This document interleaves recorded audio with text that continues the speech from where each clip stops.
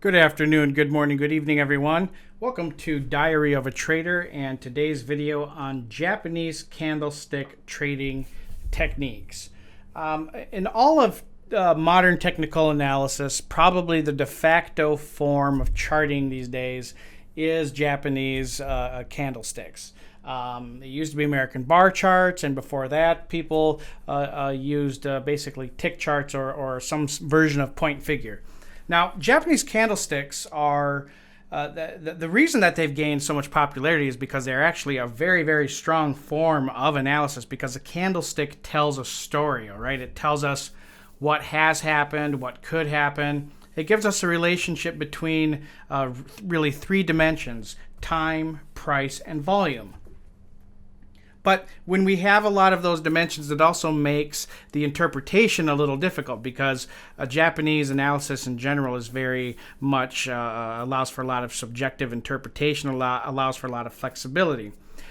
So it's important that when you utilize a chart style that you really cater some of the trade plans that to really work and be complementary with the chart style that you're using. So one of the techniques that we can use with Japanese candlesticks is not beyond just the patterns themselves, and we'll talk a little bit about those patterns. But beyond just the patterns is of individual candlesticks. It's multiple candlestick patterns, and probably one of the most popular and time-tested and profitable trading strategies associated with candlesticks is looking at inside bars.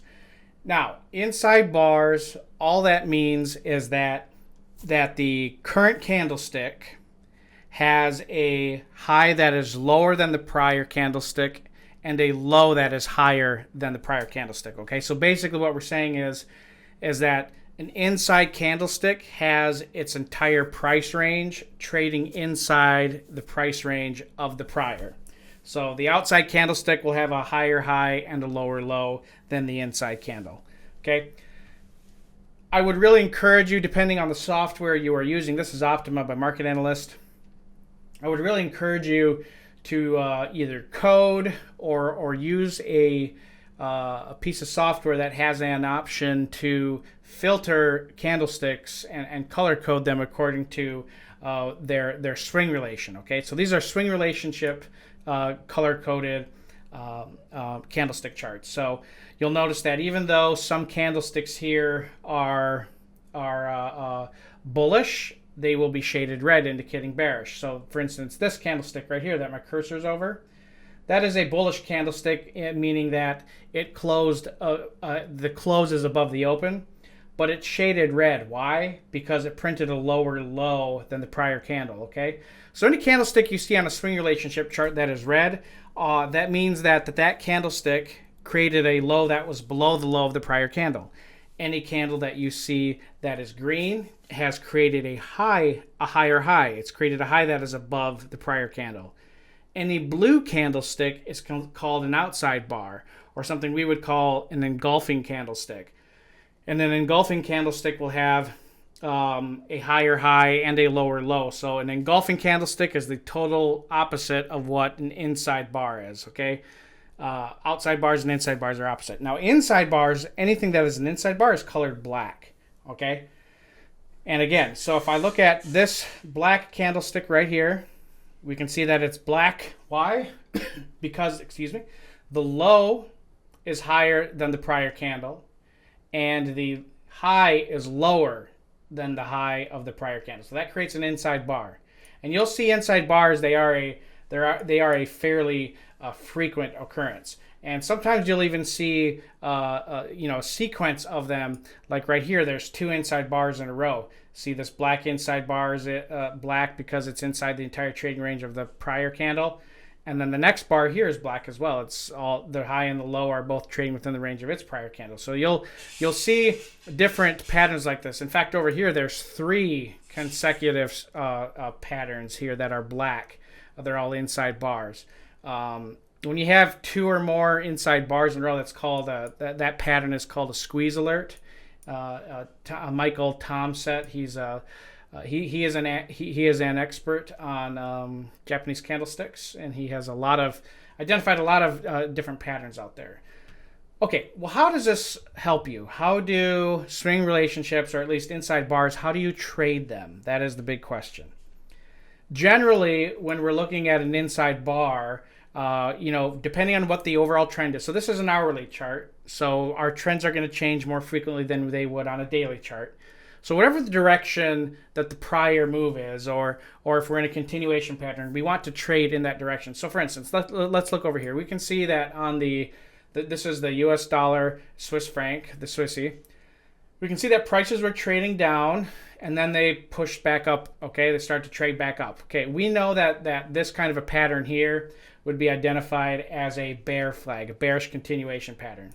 And then we have it, so we trade it up, and then we have an inside bar. How do you trade an inside bar in a trend continuation? Well, if we know that this is a bearish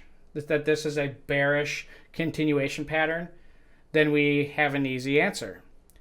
We trade below the low of the inside bar. So once price in the next candle, which is right here, once that moves below the low of the inside bar, that is where we enter a short. Okay? Same thing applies over here. We were trading down. There's an inside bar. Where would our entry be?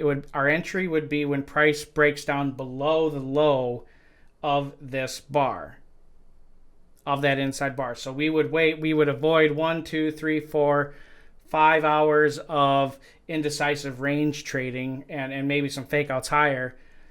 And then our short entry would have been right there. Okay? Now what do you do if it's in an uptrend? If something's traveling in an uptrend, what do you do with an inside bar? We can tell right here, if we were looking at this on a 15-minute or a 5-minute time frame, we would see a bull flag continuation pattern.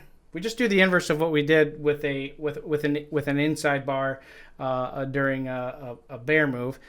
We take the trade above, when price moves above the high of the inside bar. Okay. Now, does that mean you can't counter trend trade a trade alert that is looking like there's a top or a bottom, you're going to trade it? Can you do the opposite? Certainly. For instance, right here, we were trading higher. Price did not move above the inside bar, and so the rule is if we're trading in a bull market, which we are right here, according to this chart, there is an uptrend. If we're in an uptrend, we only take trades when they break above the inside bar high. If price breaks down lower, though, our short entry in an uptrend is when price breaks below the outside bar or the mother bar, that prior bar. So the low of the outer bar there is where we would enter the short, and we can see that would have panned out pretty nicely there. That doesn't happen all the time, and it's not always a good idea to do it, but certainly inside bars, they do create a substantial amount of trading opportunities, and there's a significant amount of trading strategies surrounding this chart pattern. Nice thing about inside bars is they are frequent and your stops are really tight. Okay, for instance, if you took the short here, okay, we've been trading down, and then you took a short when price broke down below the low of that inside bar, trading down. Let's say you were hanging on to it, you didn't take a short. Where's your stop?